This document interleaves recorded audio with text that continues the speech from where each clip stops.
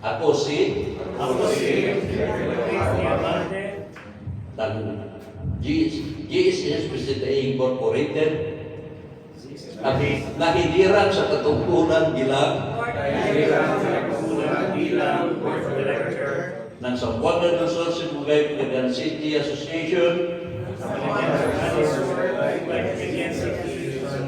ay taimtim na nanunumpa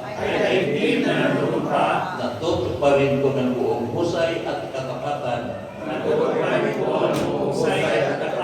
sa abot ng aking kakayahan. Ang mga tungkulin ng aking kasalukuyang katungkulan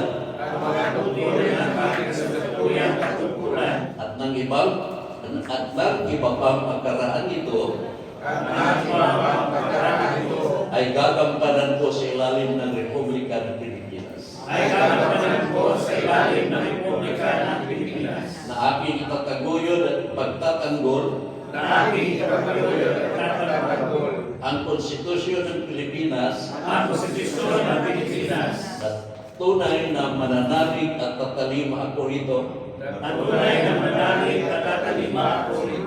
Nasusundin ko ang mga batas, mga kautusan legal, at mga dekretong pinaiiral